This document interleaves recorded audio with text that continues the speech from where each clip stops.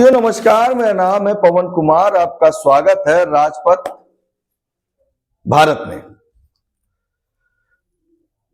एक नारा था,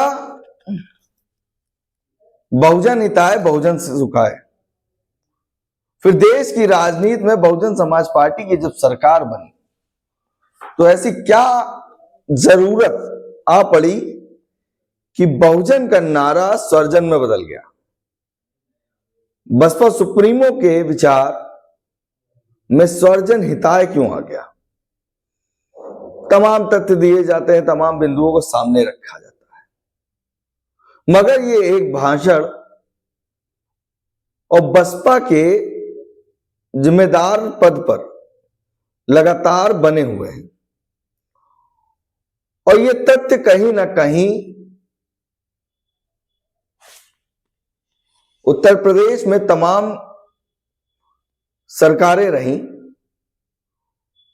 और बसपा का विरोध करने वाले लोगों पर एक करारा हमला रहा। कल संत रविदास जी की जयंती थी। 649वां कार्यक्रम अयोध्या में आयोजित कराया गया। इसमें बसपा प्रदेश अध्यक्ष विश्वनाथ पाल की मौजूदगी दिखाई दी। अयोध्या के निवासी हैं तो अयोध्या के लोगों ने बुलाया तो उस कार्यक्रम में वो वहां पहुंचे। उत्तर प्रदेश में तमाम मामलों में बोलते नजर आ रहे थे विश्वनाथ पाल, और कल उन्होंने बहुजन समाज पार्टी ने स्वर्जन हिताय स्वर्जन सुखाय की नीति पे क्यों आई, इसका भी पूरा बखान इस वीडियो में किया। हम अब आपको सुनाते हैं और उस कार्यक्रम को दिखाते हैं जिसमें अयोध्या मंडल के जिम्मेदार पदाधिकारी भी मौजूद थे और बसपा के प्रदेश अध्यक्ष भी मौजूद थे। और ये वीडियो अंत तक जरूर देखें। तमाम सवालों के जवाब कहीं ना कहीं इस वीडियो में दिखाई देंगे।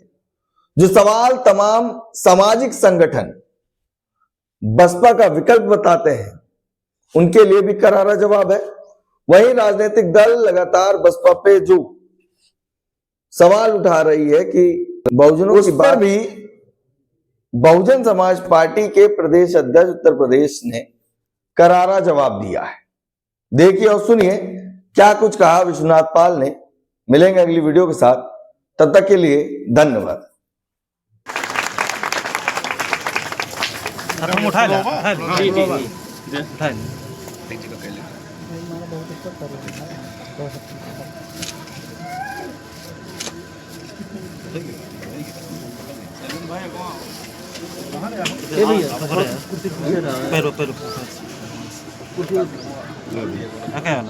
दोनों रख दो बताए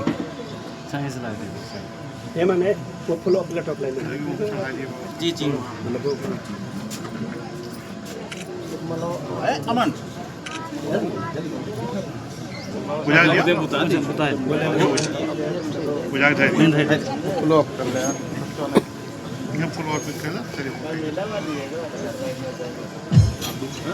भैया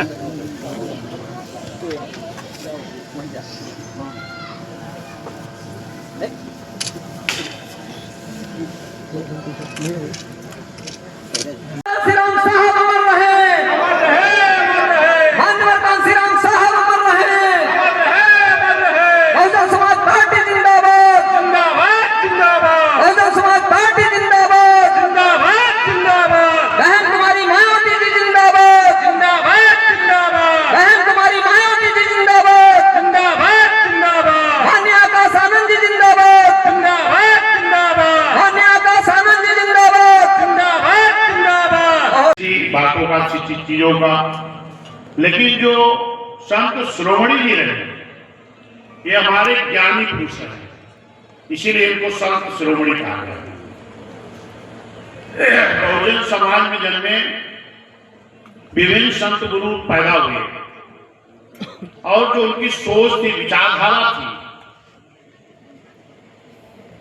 उनकी सोच विचारधारा यही रही है कि इस देश में भाईचारा पैदा हो, समानता हो, आपस में भाईचारा हो, मानव को मानव समझा जाए इसी बात को लेकर के आप लोग कहावत सुने हैं कि संत श्रोमणी जी कहते थे कि मन चंगा तो कटौती में गंगा। ये बहुत पुरानी कहावत है। ये जो संत गुरु हमारे रहे हैं बहुजन समाज में, संत कबीर, संत रविदास, ज्योतिबा फूले, सावित्रीबाई फूले, छत्रपति साहू जी, पेरियार लीलाराम स्वामी नायकर जी, तमाम संत गुरु महापुरुष रहे हैं। लेकिन बाबा साहब ने एक बात कहा था, जब ये संविधान बना करके सौंप रहे थे, उसी वक्त बाबा साहब ने कहा था कि जो इस देश का संविधान मैंने बनाया है, इसमें सभी जाति, धर्म, समाज के लोगों को न्याय देने के लिए बनाया गया है। इस देश में रहने वाले तमाम संत गुरुओं महापुरुषों की इच्छा जो थी, जो उनकी चाहत थी, वो हमने संविधान में दिया है।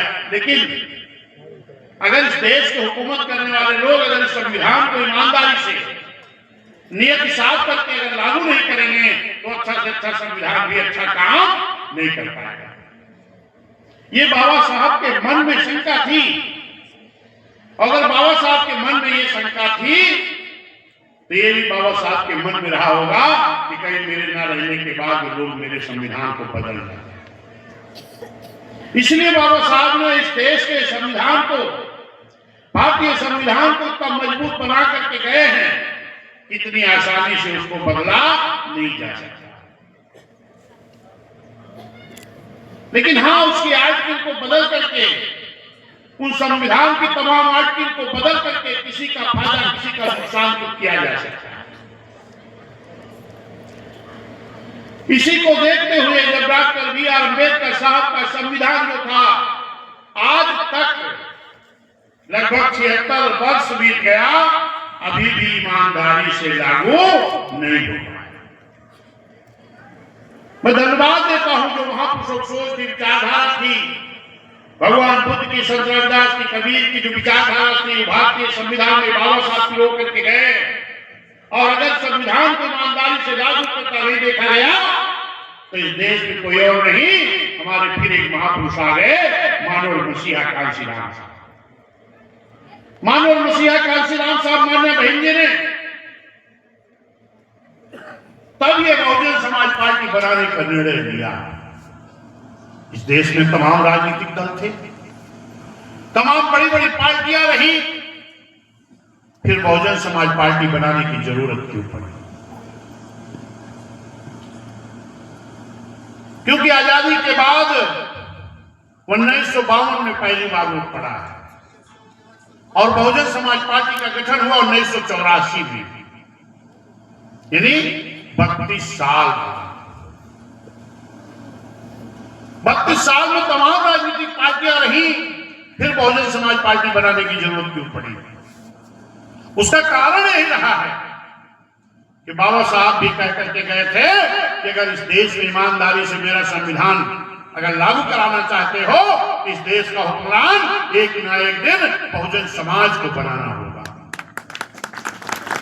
और इस बात को सोच करके तब मानव मसीहा, मानव कांशीराम साहब, मान्य बहन जी ने बहुजन समाज पार्टी का गठन किया। तमाम हमारे नादान साथी ये भी कहा करते हैं कि मानव साहब ने तो बहुत संघर्ष किया, लेकिन बहन जी उस संघर्ष में नहीं रहे। लेकिन मैं बताना चाहता हूं कि 1978 में बामसेफ बना, 78, 79, 80 बामसेफ, फिर 81, 82, 83 GS4, फिर 84 में बहुजन समाज पार्टी। लेकिन बहुजन समाज पार्टी की राष्ट्रीय अध्यक्ष मान्या बहन जी ने 1977 में, बामसेफ कब बना? 78 में जो गठित किया गया।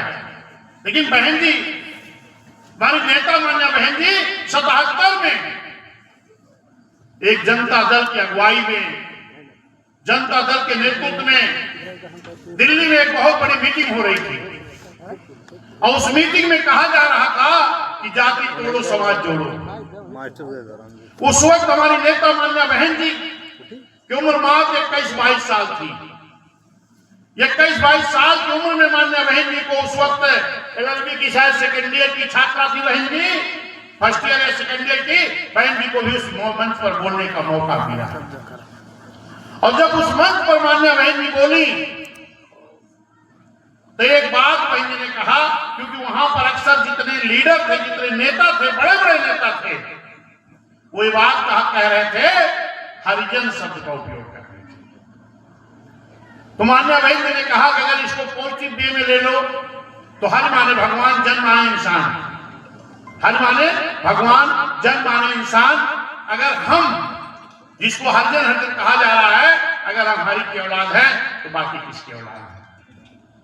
इस बात को लेकर के जब मान्या बहन जी ने जयप्रकाश नारायण जैसे लोग बड़े बड़े नेता जनता दल के बैठे थे मंच पर, वहां जब बहन जी ने बोला तो मानवर मसीहा कांसी राम साहब को वहां कुछ लोग सुनने वाले मानवर साहब को बताए, मानवर साहब मान्या बहन जी के घर जाकर के बहन जी को मोटिवेट किए थे 77 में। इसका मतलब कि हमारी नेता मान्या बहन जी भी मानवर कांसी राम साहब के साथ लगातार लग करके, लगातार संघर्ष करके इस मूवमेंट में काम करना शुरू किया। और मैं आपको बताना चाहता हूं कि मानव मसीहा कांसी राम साहब मान्या बहन जी ने संघर्ष करके जब बहुजन समाज पार्टी का गठन हुआ तो एक नारा दिया गया, जिसकी जितनी संख्या भारी उसकी उतनी हिस्सेदारी। क्योंकि आज तमाम लोग बहुजन समाज पार्टी के नारा को चुरा करके अलग अलग भाषा में उपयोग कर रहे हैं।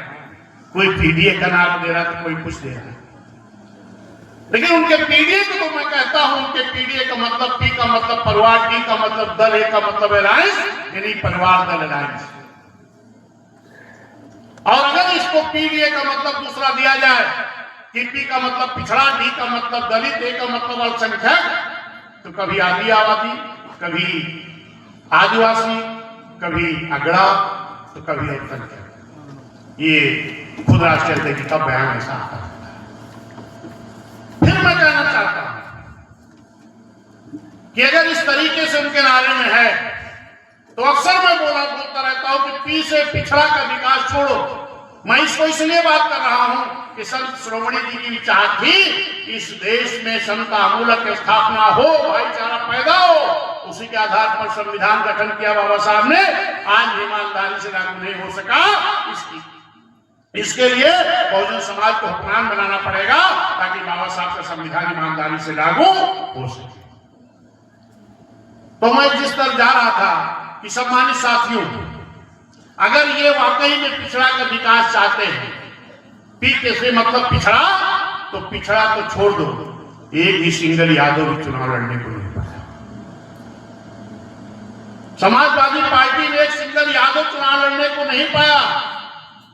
5 सांसद हैं यादव, एक माननीय हमारे अखिलेश यादव जी हैं, तो दूसरे माननीय डिम्पल यादव जी हैं, और तीसरे माननीय धर्मेंद्र यादव हैं, चौथे बड़के चाचा का, पांचवा छोटे चाचा का। परिवार के अलावा एक भी यादव चुनाव लड़ने को नहीं पाया।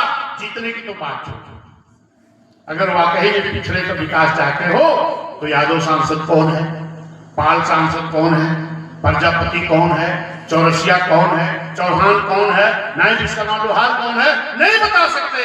लेकिन बहुजन समाज पार्टी का जो नारा था, जिसकी जितनी संख्या भारी उसकी उतनी हिस्सेदारी, तो जिसको पहले भी भागीदारी मिलती थी उसको भी, जिसको कभी नहीं मिली उसको भी देने का काम भी एसपी ने किया। और अगर इसको हम भाषण नहीं कर रहे हैं, अगर इस पे आज जाओगे तो बहुजन समाज पार्टी बनने के पहले एक भी राजभर नेता का नाम नहीं बता सकते, एक भी चौहान, एक भी प्रजापति, एक भी पाल, एक भी चौरसिया नेता का नाम नहीं बता सकते। तो इसीलिए भी एसपी का नारा है, जिसकी जितनी संख्या भारी उसकी उतनी हिस्सेदारी। क्योंकि बाबा साहब ने अगर संविधान में सभी जाति धर्म समाज को बराबर का इंसाफ दिया है, किसी जाति धर्म समाज के साथ अगर बाबा साहब ने नाइंसाफी नहीं की है, तो बहुजन समाज पार्टी भी किसी भी जाति धर्म के साथ नाइंसाफी नहीं कर सकती,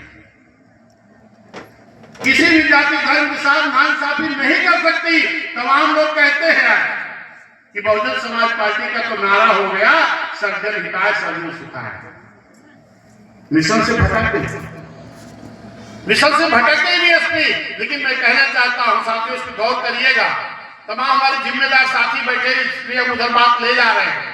जो लोग कहते हैं कि बीएसपी मिशन से भटक गई, बीएसपी तो कह दिया सर्जन हिताय सर्जन सुखाय। और पहले नारा था बहुजन हिताय बहुजन सुखाय। तो ये नारा क्यों बदल गया, तो मैं उस पर आना चाहता हूं, क्योंकि तमाम हमारे सामाजिक कार्यकर्ता भी यहां बैठे। ये मेरे सम्मानित साथियों, किसी भी जाति का अगर संगठन बनता है, कुर्मी महासभा, यादव महासभा, पाल महासभा, तो वो किसकी बात करती है, जिस समाज का महासंगठन बना है उस समाज की। और पहले जब बनाया था माननीय कांशीराम साहब ने, एससी, एसटी, ओबीसी, मुस्लिम समाज का एक वामसेक का संगठन बनाया था, न कि राजनीतिक संगठन। कौन सा संगठन, एक सामाजिक संगठन। तो जिनका संगठन बना था उनकी बात की जाती थी, चाहे उनको 85% कह लो, चाहे उनको बहुजन समाज कह लो, चाहे उनको एससी, एसटी, ओबीसी, मुस्लिम समाज कह लो, तो उनकी बात की गई। लेकिन उसके बाद फिर जब बीएस4 बना, तो भी दलित शोषित संघर्ष समिति बना, उसमें भी हमारे एससी, एसटी, ओबीसी, मुस्लिम समाज की बात रही। लेकिन जब बहुजन समाज पार्टी बनी तो नारा दे दिया गया, जिसकी इतनी संख्या भारी उसकी उतनी हिस्सेदारी। और जब पहली बार माननीय बहन जी मुख्यमंत्री बनी, तो माननीय बहन जी ने कहा कि आज मैं उत्तर प्रदेश की मुख्यमंत्री हूं। आज बाबा साहब के संविधान की मैंने शपथ ली है, आज मैं संविधान लागू करने का मौका मिलेगा। तो अगर बाबा साहब ने संविधान में किसी भी जाति धर्म के साथ अगर भेदभाव नहीं किया है, तो हम भी किसी के साथ भेदभाव नहीं कर सकते। तब उसी वक्त बहन जी ने कहा कि अब तक तो मेरे कंधे पर बहुजन समाज की जिम्मेदारी थी, लेकिन आज मेरे कंधे पर उत्तर प्रदेश में रहने वाले सभी जाति धर्म समाज के लोगों की जिम्मेदारी, उनकी रक्षा सुरक्षा, उनके विकास और उनके बारे में सोचना आज मेरी जिम्मेदारी है। इसीलिए बहन जी ने कहा कि सर्वजन हिताय सर्वजन सुखाय। क्योंकि बहन जी के हाथ में मुख्यमंत्री की कुर्सी आई, और राजा जो होता है वो किसी जाति धर्म का नहीं होता है। जो राजा मुख्यमंत्री के रूप में बना, या गांव के प्रधान के रूप में बना, जिला पंचायत के रूप में बना, विधायक के रूप में बना, जिला पंचायत के रूप में बना, सांसद के रूप में बना, तो उसको सबके साथ न्याय करना चाहिए। तो जब माननीय बहन जी उत्तर प्रदेश की मुख्यमंत्री कुर्सी पर बैठी, तो उन्होंने सबके साथ न्याय किया। यही हमारे महापुरुष चाहते थे।